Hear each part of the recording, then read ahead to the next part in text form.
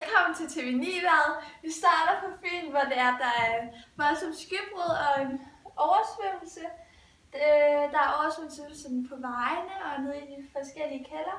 Så hvis du vil til Fyn, så skal du nok lade være på grund af broerne der. De er lukket på grund af oversvømmelserne på fastlandet. Så fordi hvis du så kører på broen og kører ind på fastlandet, så er der jo oversvømmelser. Det er ikke særlig godt for din bil. Ja. Og hvis der ikke ved, hvad et skybrud er, så når der regner 15 mm på under 30 minutter.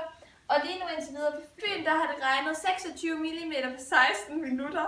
Ellers har det været rigtig fint. Og nu vil jeg sende videre til mine kollega Louisa, der står over på Fyn og snakker med nogen.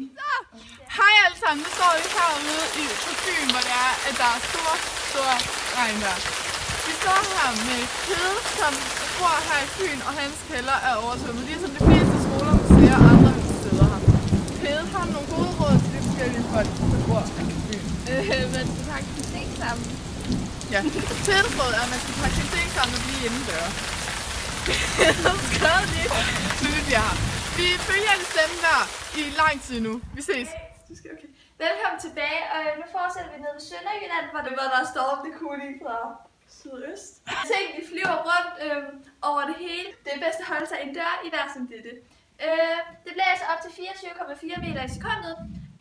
Ja, og det er omkring de 14 grader varmt. Men så på grund af vinden, så føles det kun på 6 grader. Og det er på grund af chill-faktoren. Jeg har sendt mine kollegaer Frede ud i det farlige vejr. Hold så i.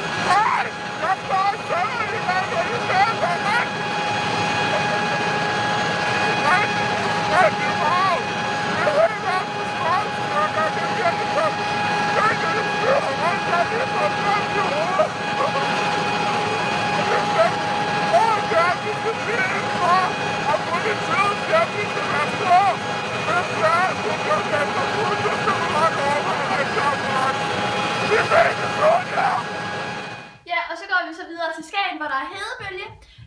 En hedebølge, det er, når det er og har været over 28 grader i 3 sammenhængende dage. I Skagen har det været imellem de 29 til 34 grader her i 5 dage, og vores reporter Louise, hun står klar til at vise jer lidt derude. Hej, jeg sidder her i Skagen på en af Skagens mange strande. Jeg sidder her midt i en hedebølge, hvor der har været 28 grader de sidste 5 dage. Jeg sidder i skyggen, fordi der er 3 røde, der er så varmt. Solcreme, skygge og solcreme. Det er meget vigtigt, at I husker de 3 råd, hvis I er udenfor i længere perioder. Tilbage til studiet, hvor jeg vil høre mere om det hele. Vi fortsætter nu med at fortælle om vejret her på Sjælland, hvor der er en frygtelig snestorm, som lige nu er i gang. 40 skoler de er lukket på grund af snestormen, fordi de sned inde. Der skete over 20 bilulykker her på den sidste time, hvilket er ekstremt.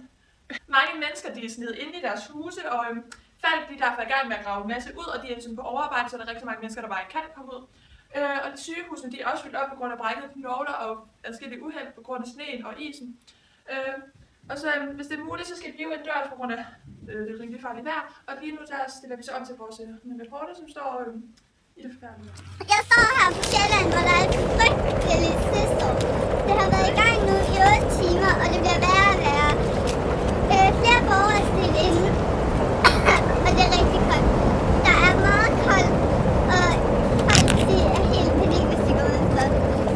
Vi ses tilbage i studiet. Hej. For første gang i Danmarks historie er der jordskælv på Bornholm.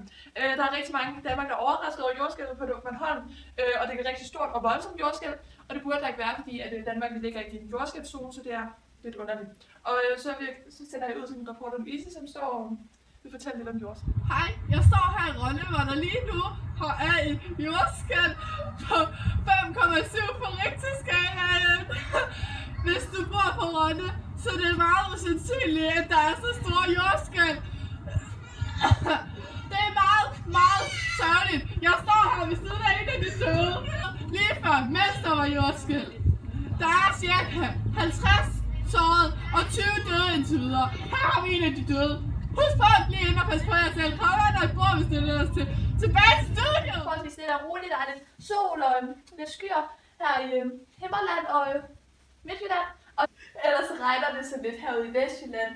Så er der ellers bare lidt regn og sol de forskellige steder. Sekunder. Nu vil jeg fortælle om de næste dagens tid. Og så vil jeg lige fortsætte med at fortælle sådan generelt om i dag. Jeg kunne se, at det været en meget hektisk dag. Og de næste par dage, der vil det blive lidt mindre blæsende, og så en smule mere kølig. I morgen onsdag, der vil det blive forholdsvis fint vejr, med sådan forholdsvis meget sol og vekslende skydække. Ellers svag vind fra vest og nordvest. Ja. På torsdag, der er vejret egentlig også fint nok, og det vil være mest tør med vekslende skydække, og dagtemperatur, det vil være på 8-13 grader. Og så let til frisk vind fra vest og nordvest. Og ved kysterne, der vil der være sådan forholdsvis hård vind. Og så på fredag, der vil der være nogen eller en del sol og temperatur op mod 10 grader. Og frisk vind fra nordvest, og det vil være en rigtig tør nat med dog en kold nat, og det kan godt komme ned på minusgrader. På lørdag, der vil det være vekslende skydække med byer i, og lokalt, der kan det godt komme torden og hagl. Og så nattefrost som igen.